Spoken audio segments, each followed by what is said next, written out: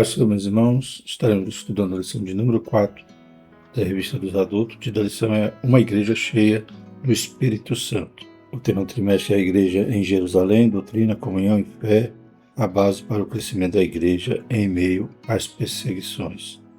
Estamos estudando o livro de Atos e extraindo importantes lições referentes ao modelo que a Igreja primitiva nos deixou, uma igreja que nasce poderosa, como falamos sobre o poder do Espírito Santo, uma igreja, como já estudamos, que era perseverante na palavra, glórias a Deus, na pregação, uma igreja que nasceu no Pentecoste, como já citaremos durante o trimestre, é o modelo para seguirmos.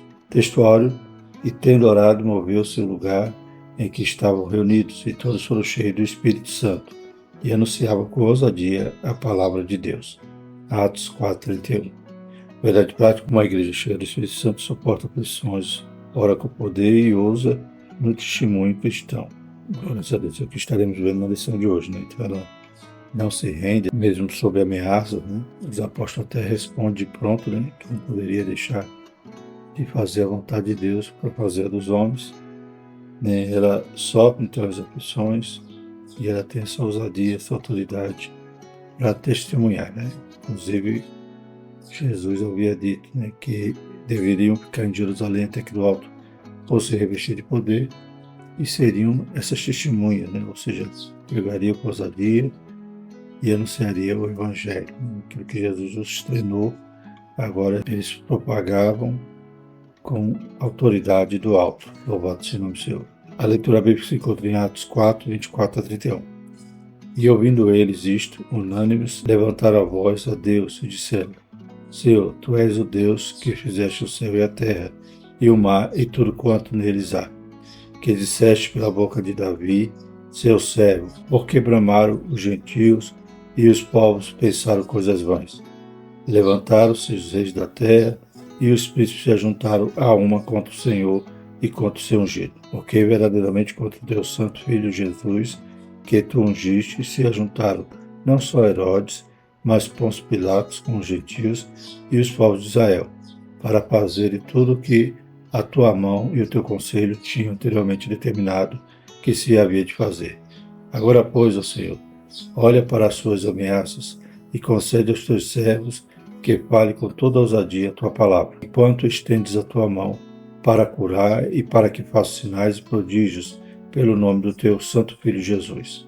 E tendo orado, moveu-se o lugar em que estavam reunidos, e todos foram cheios do Espírito Santo, e anunciavam com ousadia a palavra de Deus. Louvado seja Deus. Os objetivos da nossa lição serão identificar as características de uma igreja cheia do Espírito Santo, destacando sua perseverança em meio às provações, analisar a importância da oração com poder na vida da igreja e demonstrar como a ousadia espiritual fortalece a pregação do Evangelho. Então, que possamos tomar mais um modelo, esse modelo de que a igreja cheia do Espírito Santo, ela não cede, não cede para fazer a vontade do mundo, ou do público, da plateia, ou das autoridades. Quando a autoridade ela quer extrapolar o que a palavra de Deus nos ensina, nos orienta, é claro que vamos dar primazia à palavra. E essa igreja, então, não cedeu às ameaças nem àquele mau conselho, para eles não falar mais do nome de Jesus. Pelo contrário, foram orar depois de solto, para poder pedir ao Senhor que visse aquelas acusações daquele povo e lhe dessem mais ousadia ainda para pregar o Evangelho. Então, carecemos disso, que a palavra não esteja longe da nossa boca, da nossa maneira de viver.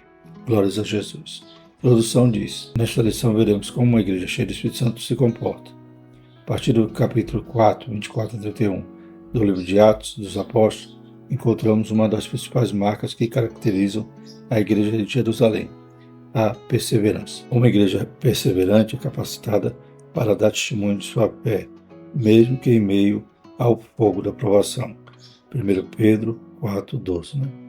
Então, citando aqui como comentarista relacionado a essa palavra fogo da aprovação, a gente lembra também daqueles 3 jovens na Babilônia, que não cederam não se curvaram também diante, né, da ameaça ali de morte. Pedro e João, nessa ocasião, também estavam em uma situação semelhante. Após a cura ali do paralítico, veio o capitão do templo, o saduceu, né, que é representante ali do Sinédrio, e os prenderam. Né, e agora, eles sem poder argumentar, pois o sinal era notório, e todo o povo agora dava glórias a Deus, a única saída deles foi ameaçá-los para que não pregassem. Né. Então, mesmo debaixo dessa ameaça de autoridades poderosas, né, os mesmos que encabeçaram as acusações e o julgamento do Senhor Jesus e a sua morte, eles não cederam, né? Não eram mais aqueles tímidos e quando Jesus foi preso, fugiram, né? Ou negou a Jesus, né? No caso do Pedro, mas estava agora cheio do poder, né? E cheio de ousadia para testemunhar e para não mais recuar. Louvado seja o nome do Senhor. Essa igreja suporta as provações porque é cheia do Espírito. Por causa do Evangelho, ela renuncia seu próprio bem-estar e não aceita ficar na zona de conforto. Na verdade, sem a capacitação do Espírito, o corpo de Cristo não suporta as provas para cumprir a sua missão no mundo. Outra marca de uma igreja cheia do Espírito Santo é a sua capacidade de orar com poder e por isso impactar o mundo ao seu redor. Essa oração fortalece a igreja, capacita a testemunhar de maneira eficaz. Da mesma forma, uma igreja cheia do Espírito Santo é marcada pela ousadia para proclamar o Evangelho com poder e por isso se torna relevante para o mundo. Né? Então, claro que essa ousadia, né, essa autoridade visa, né, esse cumprimento da missão da igreja, de alcançar as almas, né, de anunciar a graça do Senhor a todo mundo que foi manifesto para trazer salvação. Louvado seja o nome do Senhor. Então, ela tem que ser uma igreja ortodoxa, uma igreja que não se desvia da palavra nem para a esquerda nem para a direita, ainda que venha o modismo, ainda que venham as ideologias, a igreja tem que estar, né, com coluna e firmeza da verdade. Glórias a Deus. E anunciando a palavra, fazendo aquilo que Jesus ensinou. Então, essa ousadia, talvez alguns até confundam hoje em relação à política, né? Mas a prioridade da igreja não é isto, sim a missão dela. É claro que exercemos a nossa cidadania, né? Não podemos exigir nossos direitos e cumprir nossos deveres, mas a prioridade da igreja é a sua missão de anunciar o Evangelho, ou a sua responsabilidade com a verdade, com a palavra. Louvado seja Deus. Primeiro tópico, uma igreja perseverante. Primeiro subtópico, suporta sofrimento. Após essa pregação junto à Porta Formosa, Pedro e João são levados presos, Atos 4:3, e posteriormente ameaçados por pregarem o nome de Jesus, versículo 17. Foi dito a eles que não falassem nem ensinassem no nome do Senhor, versículo 18. A ordem era clara, mas os apóstolos estavam dispostos a pagar o preço de não segui-la. Eles suportariam tudo por amor a Jesus e agiam com perseverança. Isso só foi possível porque Pedro, que falava por si pelos demais apóstolos, havia sido cheio do Espírito Santo. Atos 4:8. Então, após a cura ali do paralítico, eles são presos, né, e agora são ameaçados. Estavam ali na presença de Anás, sumo sacerdote Caifás, João, Alexandre, né, e aqueles representantes do Sinédrio. E o verso 8 vai dizer que Pedro então estava cheio do Espírito Santo e disse, né, principais do povo e vós anciãos de Israel. Então ele começa a pregar, né, mais um discurso aqui de Pedro, com ousadia, cheio do Espírito Santo. E quando então aqueles representantes do Sinédrio chegam ameaçados, né, verso 18, chamando-os, disseram-lhe que absolutamente não falasse nem ensinasse no nome de Jesus. Verso 19, respondendo, porém, Pedro e João lhes disseram, julgai vós se é justo, diante de Deus, ouvir-vos ante a vós do que a Deus, porque não podemos deixar de falar do que temos visto e ouvido. Né? Aí eles ameaçam, mas eles ainda os ameaçaram mais e não achando motivo para castigar, deixaram-nos ir por causa do povo, porque todos glorificavam a Deus pelo que acontecera. Louvado seja Deus. Né? Então, eles já não estavam mais com aquela timidez de se esconder, de se cerrarem atrás de portas, como antes de receberem, né, o poder, o batismo no Espírito Santo. O tempo verbal do grego usado no versículo 8 tendo sido cheio, demonstra que o apóstolo, que já havia sido batizado no Espírito Santo, no Pentecoste, Atos 2,4, foi revestido novamente do poder do alto. Uma igreja continuamente cheia do Espírito suporta as provas e o sofrimento. Já era uma característica, né, da vida de Pedro, agora se encher, né? A Bíblia diz, né? Não vos embriagueis com vinho que há contenda, né? Mas enchei-vos do Espírito. Pedro já vivia essa nova realidade, né? A partir do momento que ele foi batizado, agora, aleluia, ele enfrentava até aqueles governantes, aquelas autoridades, imbuído, né, de ousadia e de poder do Espírito Santo. Estava cheio ali, então ele vai até desafiar, né? Diante daquela ameaça, ele vai dizer que não ia poder de forma alguma, né, para que eles julgassem se era justo, né, eles ouvir aquelas ordens ou dar ouvido à voz de Deus, fazendo a sua vontade, né? E ele disse que não poderia deixar de pregar aquilo que tinha visto e ouvido. Segundo subtópico, não negocia seus valores. Quando a classe sacerdotal intimou os apóstolos e lhes deram ordem expressa para que eles não falassem nem ensinassem no nome de Jesus, a resposta dos apóstolos foi: julgai-vos vós se é justo diante de Deus, ouvi-vos antes a vós do que a Deus. Atos 4,19. Em outras palavras, os apóstolos afirmaram que não negociariam a sua fé. Não abririam mão dos valores da fé que haviam recebido, pois eles são inegociáveis. Louvado seja o nome do Senhor. É isso que nós precisamos imitar. Não abrir mão da nossa fé, né? Por exemplo, uma igreja que começa a abrir, a largar as portas demais para atrair as pessoas somente pensando, né, em quantidade e esvaziando a sua pregação da palavra de Deus, né? Então, ela está cedendo, né? Está cedendo ao gosto das pessoas, está cedendo às ideologias. A igreja não pode negociar os seus princípios. Louvado seja o Senhor, não pode negociar a verdade, a palavra de Deus. Uma das marcas de uma igreja que perdeu ou está perdendo o poder do Espírito é a sua aceitação de princípios e práticas que afrontam as Escrituras. E é o que mais vemos nos dias de hoje, né? Igrejas deixando os fundamentos da palavra, não sendo perseverante na doutrina dos apóstolos, como acontecia na igreja primitiva, né? Mas hoje, infelizmente, estão afrouxando e estão negociando os seus princípios. Terceiro subtópico, está convicta de sua fé. Então já vimos que essa igreja perseverante suporta o sofrimento e não negocia seus valores, está convicta da sua fé. Uma igreja cheia do Espírito Santo está convicta da sua fé, não se apoia em suposições, mas em fatos. Atos 4:20. Porque não podemos deixar de falar do que temos visto e ouvido, né? Então, não era um achismo, mas era a certeza. Então, estava ali realmente com convicção do que pregava, do que ensinava, porque eles já tinham passado ali na escola de Jesus. Louvado seja o nome do Senhor. Meus cristãos não apenas ouviram sobre Deus, mas também testemunharam suas obras. Quando Filipe pregou em Samaria, os samaritanos se convenceram porque ouviam e viam os sinais que Filipe fazia, né? Glórias a Deus. Inclusive a gente vai ver mais à frente que a oração, além de ousadia, né, falava também dos sinais, né? Para que Deus manifestasse sinais. Versículo 30, né? Enquanto estendes a tua mão para curar e para que se façam sinais e prodígios pelo nome do seu santo Filho Jesus. Então, mais uma evidência, né, que a igreja carece de estar também com os sinais, né? Louvado seja o Senhor. E não como muitos creem, né, que já cessou. Não. Tudo isso é necessário e perorou por isso. Não só para a igreja nascente ali, mas é algo inerente à igreja em todos os tempos.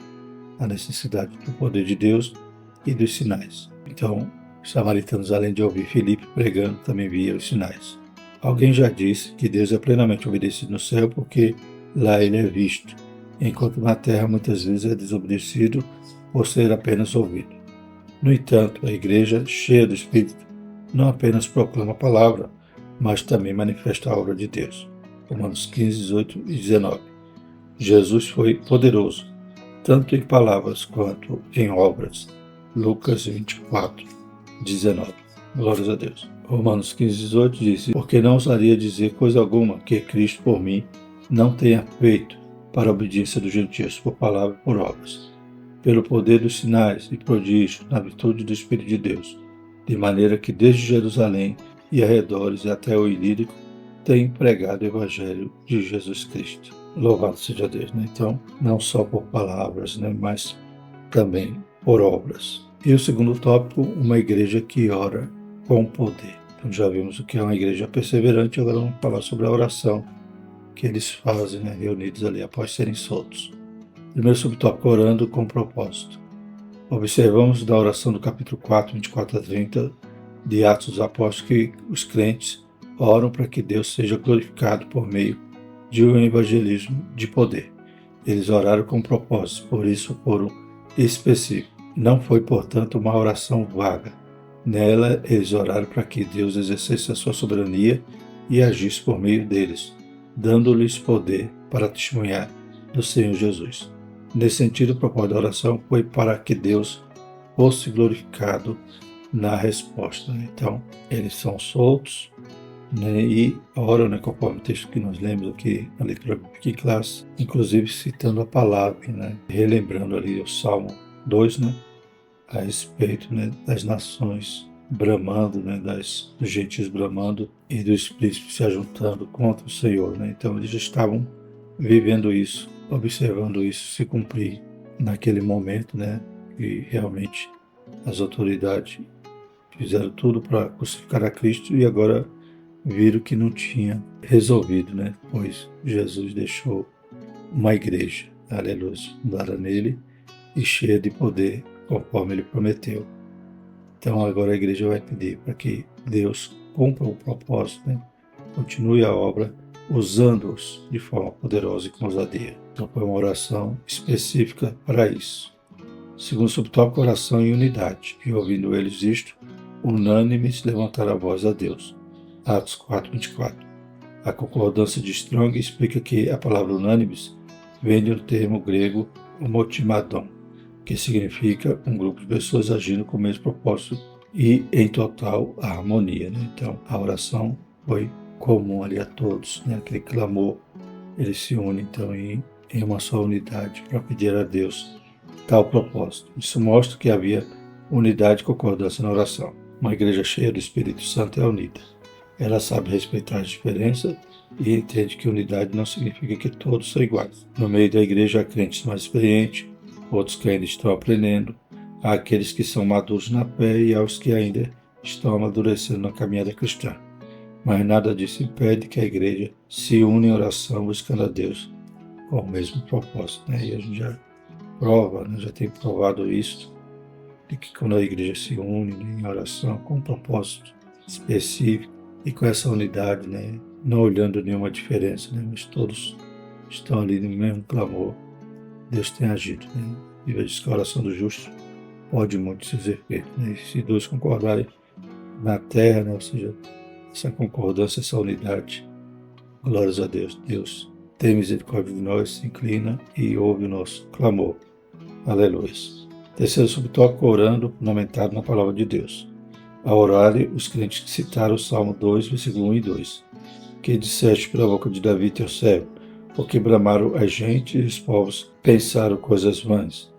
Atos 4, 25. Não basta orar. É preciso orar tomando por base a palavra de Deus. Orar por metade da palavra é orar crendo e afirmando as suas verdades. Uma oração feita fora da palavra de Deus não terá nenhuma garantia de ser respondida, porque ele vela pela sua palavra para cumprir. Jeremias 1, 12. Né? Então, eles foram sábios, conheciam a Escritura, viram o cumprimento dessa palavra nos seus dias, né? Naquela situação de acusação, de perigo, né? De afronta e de ameaças, né? E com isso, né? Eles alcançam, né? A graça de Deus, a sua resposta. Como diz o comentarista, se eu orar por a palavra, orar por aquilo que eu acho que é bom, que eu quero, mesmo contrário à palavra, é claro que não serei respondido. Né? A Bíblia diz, pedes e não recebeis porque pedis mal. Né? Então, busquemos também ter a palavra no coração para que o Espírito Santo nos faça lembrar. Aleluia. No momento da nossa oração, as inefáveis promessas de Deus. E Ele vela pela sua palavra, louvado seja Deus. Tudo aquilo que orarmos, crendo em seu nome, ou seja, de acordo com a sua vontade, aleluia, Ele nos atenderá. Terceiro tópico, uma igreja ousada no seu testemunho. Primeiro subtópico, ousadia para enfrentar a oposição ao Evangelho. Então, todos esses elementos que a gente vê aqui na igreja, graças a ela ser cheia do Espírito Santo. E quando nos afastamos desse modelo, como já foi lido aqui, como já foi dito aqui na lição, estamos perdendo essa capacidade, essa ousadia, esse poder. Então, toda vez que a gente, por exemplo, não suporta o sofrimento, ou negocia os valores, não tem convicção, ora sem propósito, sem unidade e sem fundamentar na palavra, a gente está longe de ser uma igreja guiada, capacitada e cheia do Espírito. Então, vamos falar agora dessa ousadia para enfrentar a oposição ao Evangelho. Os crentes oraram conscientes dos obstáculos que estavam enfrentando. Olha para as suas ameaças, versículo 29. Já foi dito que uma igreja cheia do Espírito é uma igreja perseverante. Ela suporta a oposição e o sofrimento por causa do Evangelho. Deve ser destacado ainda que uma igreja verdadeiramente bíblica sofrerá rejeição e oposição. Na verdade, todos os que querem viver piamente em Cristo Jesus padecerão perseguições, segundo Timóteo 3,12. Uma igreja que suporta se ajustar à agenda do Estado perdeu sua autoridade espiritual e sua legitimidade bíblica. Então é comum, mister, a igreja ser perseguida, ser confrontada, ser até ameaçada, como vimos aqui, em relação à doutrina, em relação à verdade, em relação à palavra. Mas a igreja não pode ceder, como diz aqui no final. Uma igreja que se ajuste à agenda do Estado perdeu a sua autoridade espiritual. Então, a igreja ela tem que ter essa ousadia e sabendo que enfrentará perseguições. Hoje eu acho que uma arma do diabo é anestesiar o povo de Deus, alienar e as pessoas achar que já triunfaram, que o Evangelho já triunfou, porque a artista tal agora se converteu, porque a autoridade tal se converteu, mas a igreja não pode se conformar com o mundo. Pelo contrário, ela tem que transformá-lo pela renovação do nosso entendimento. E a história da igreja deixa bem claro que em todo o tempo ela passou perseguições, E quanto mais ela era perseguida, mais crescia. Louvado seja o Senhor. A arma do inimigo é deixar de banho-maria para que ache que está tudo bem e deixe de ter essa ousadia do Espírito, de anunciar a palavra, a verdade e não ceder. Glórias a Deus. Nós devemos continuar sendo sal e luz, E o sal, ele tem que evidenciar essa diferença em relação à podridão. O sal conserva, purifica, sara, e dá sabor. Que Deus nos ajude a ser uma igreja perseverante e relevante ao mundo, e não ser influenciada, mas influencial. Segundo subtópico, ousadia no exercício dos dons espirituais. O evangelista nos informa que, tendo eles orado, todos foram cheios do Espírito Santo. Atos 4:31. No ensino de Lucas, como em Paulo, conforme 1 Coríntios 4:14-12 e Efésios 5:18, o enchimento do Espírito está diretamente relacionado à prática dos dons espirituais na igreja cristã. Não se trata, portanto, apenas do uso de uma frase de efeito. No livro de Atos dos Apóstolos, é o Espírito Santo quem dá o crescimento à igreja e opera milagres extraordinários, não somente por meio dos apóstolos, mas também pelos demais cristãos. Normalmente, quando Lucas usa esse termo, cheio do Espírito Santo, então há a manifestação poderosa de Deus ali. Glórias a Deus, como aconteceu no Pentecoste, quem foram cheios. E naquele momento eles foram batizados e falavam em línguas. Então aqui esse grupo sentiu essa virtude do alto também nesse momento e foram cheios. Então teve ali um culto pentecostal, glórias a Deus. E quem talvez não fosse batizado até recebeu também nesta hora, glórias a Deus. Sabemos que o batismo do Espírito Santo não se limitou ao Pentecoste no cenáculo, mas se repetiu várias vezes conforme registro, em Samaria, em Efésios, na casa de Cornélio. Então, Lucas gosta muito de usar esse termo nesse sentido. É a ação do Espírito de Deus entre eles que realiza estas obras. Atos 6, 3, 5, Atos 8, 5 a 7 e 13, 9. Então, o Espírito Santo aqui dirigia a igreja, que capacitava, dava poder e autoridade e manifestava os sinais. Devemos, portanto, nos encher do Espírito Santo para que seus dons tragam edificação à igreja. Como Paulo disse, que os dons espirituais era para esse propósito, né? Para a edificação da igreja. E a igreja, todas as eras, carece do Espírito Santo nos ajudando e nos edificando. E por isso cremos que os dons são atuais, os sinais são atuais, por isso precisamos orar, buscar, estar na presença de Deus. Aleluia, para que Deus possa nos usar. Terceiro subtópico, ousadia na exposição da palavra. As Escrituras dizem que após a oração da igreja, todos foram cheios do Espírito Santo e anunciavam com ousadia a palavra de Deus. Atos 4:31. É interessante observarmos o uso da palavra ousadia nesse contexto. Ela aparece, por exemplo, em Atos 4:13, para se referir à coragem de Pedro e João quando foram interrogados pelos anciãos e escribas. O cristão cheio do Espírito se torna corajoso em sua vida cristã.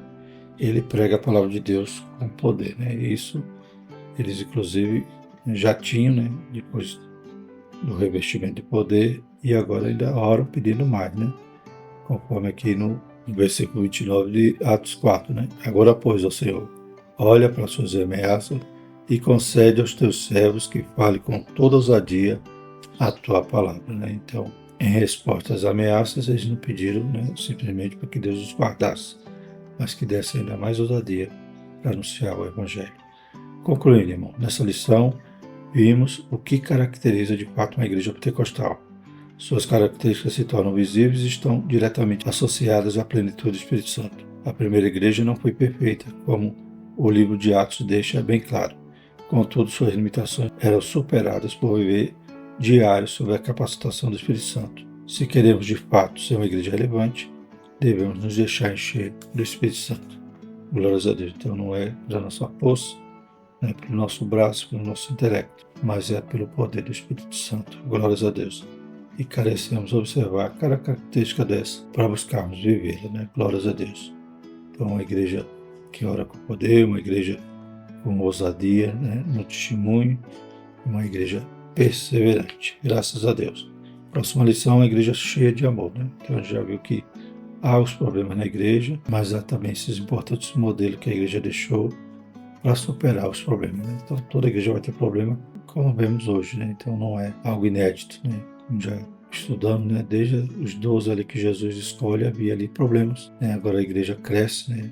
3.000, depois mais 5.000, então claro que tinha problema, mas por estar em oração, por estar perseverante, cheio do Espírito Santo, pode superar os problemas. Que nós possamos buscar também essa receita, em nome de Jesus. Amém? Vamos agradecer? Deus Santo e Poderoso, obrigado pela Tua Palavra, Pai, pela direção que nos dá. Nós temos também uma igreja relevante, uma igreja, Pai, com ousadia na Tua Palavra, uma igreja perseverante, Pai, e cheia do Teu Santo Espírito. Nos ajuda, Pai, a buscar mais, a orar mais, a examinar as Escrituras, Senhor Jesus, e a não negociar os nossos valores. Em nome de Jesus, continua abençoando cada um da escola dominical, capacitando e enchendo o Teu Espírito Santo. Batiza aqueles que não são batizados, Pai, para a glória do Seu santo nome. Nós te pedimos tudo isso e te agradecemos. Amém. Que a graça do nosso Senhor Jesus Cristo, o amor de Deus e a comunhão do Espírito Santo esteja conosco desde hoje para todos sempre. Amém.